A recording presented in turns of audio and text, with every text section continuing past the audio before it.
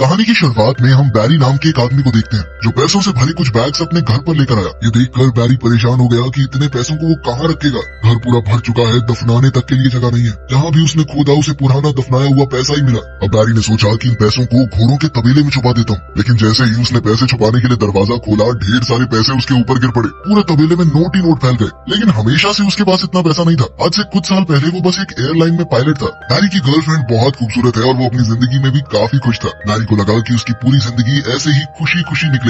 लेकिन फिर अचानक से मुसीबत ने दस्तक दे दी। एक शाम जब बैरी अपने होटल में आराम करने पहुंचा तो एक दाढ़ी वाला आदमी वहां उससे मिलने आया और बैरी को ब्लैकमेल करने लगा। उसने बैरी के ऊपर पैसों के लिए सिगार की स्मगलिंग करने का आरोप लगाया। ये सुनकर बैरी के पसीने छूट गए, क्योंकि अगर ये बात बाहर निकली तो उसकी बदनामी हो जाएगी। उसका पायलट का लाइसेंस रद्द कर दिया जाएगा। फिर क्या करेगा वो जिंदगी में। बैरी को घबराया हुआ देखकर इस आदमी ने बताया कि वो एक CIA एजेंट है और उसका नाम है मॉन्टी। फिर बैरी को उसने अपनी टीम से मिलवाया। वो बैरी को एक गुप्त जगह पर ले गए जो जहाज रखने की जगह थी। वहाँ उस वक्त का सबसे तेज प्लेन देखकर बैरी की आंखें चमक उठी। इस प्लेन में दो बहुत ही ताकतवर इंजन थे। बैरी उस प्लेन को बड़े चाव से देखने लगा। मॉन्टी ये देखकर बहुत खुश हुआ और उसने बैरी को उसका मिशन बताया। बैरी को ये प्लेन सेंट्रल अमेरिका के दुश्मन देशों के ऊपर उड़ाना होगा। उसे प्लेन जमीन के पास थोड़ा नीचे उड़ाना है ताकि खुफिया तस्वीरें ली जा सके। लेकिन ये खुफिया मिशन है, इसकी जानकारी बैरी किसी को नहीं दे सकता, अपनी गर्लफ्रेंड लूसी को भी नहीं। लेकिन बैरी को इस वक्त किसी भी चीज की परवाह नहीं थी। वो बस अपने सपनों के जहाज को उड़ाने के लिए उतावला था। मॉन्टी ने दरवाजे खोले ताकि बैरी जहाज की टेस्ट ड्राइव ले सके।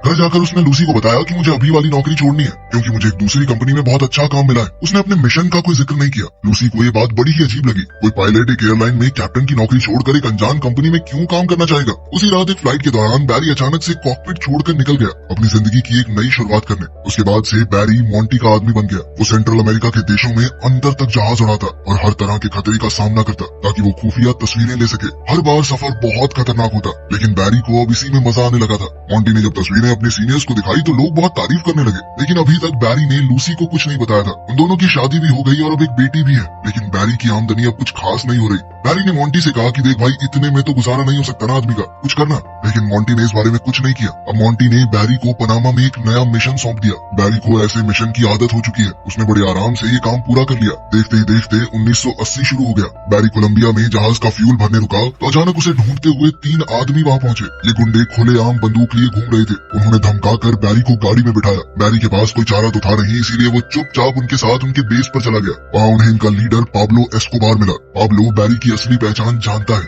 और ये भी कि वो सेंट्रल अमेरिका के देशों की खुफिया तस्वीरें लेता है। ये सुनकर बैरी घबरा गया और सफाई देने लगा कि वो सिर्फ एक आम कंपनी के लिए काम करता है, ना कि CIA के लिए। पाब्लो पूरा सच जानता ही था तो वो हंसने लगा। पाब्लो ने बैरी से कहा कि मैं तुम्हें कोई नुकसान नहीं पहुंचाना चाहता, बस थोड़ी सी स्मगलिंग करनी पड़ेगी मेरे लिए। उड़ते हुए जाओगे, मेरा थोड़ा सामान वहाँ ले जाना। इसके बाद पाब्लो बैरी को अपने फार्म पर ले गया, ये समझाते हुए कि माल की स्मगलिंग कितनी मुश्किल है। इसी काम के लिए उसे बैरी की मदद चाहिए थी। हर डिलीवरी के पूरे होने पर वो बैरी को 1 किलो का $2000 देगा। बैरी ये सुनकर बहुत ज्यादा खुश हो गया। इस सब में तो फोटो खींचने से भी ज्यादा पैसे मिलेंगे। लेकिन जब उसने पूरे सिस्टम को समझा तो बैरी को समझ आया कि कमी कहाँ पर है। जो रनवे पाब्लो ने बनाया था वो बहुत ज्यादा छोटा है और बहुत से पायलट पहले भी टेक ऑफ करते हुए मर चुके हैं। बैरी ने कहा कि ये रनवे थोड़ा लंबा कर लो ना, पैसे की कमी है तुम्हारे पास। लेकिन पाब्लो ने कहा कि अगर काम करना है तो करो, नहीं तो निकलो यहाँ से, सुझाव देने की जरूरत नहीं है। ये सुनकर तो बैरी की ईगो हर्ट हो गई। उसने फैसला लिया कि अब तो मैं इतने ही रनवे में उड़ा के दिखाऊंगा प्लेन। उसने कहा कि ये डिलीवरी तुम्हारे हिसाब से नहीं होगी, मैं बताऊंगा कि सामान कैसे डिलीवर होगा। उसने पाब्लो को एक जगह बताई कि वहाँ खुले मैदान है, मैं प्लेन को बिल्कुल नीचे ले जाकर सामान गिरा दूंगा, वहाँ तुम अपने आदमी भेजकर सामान उठवा लेना।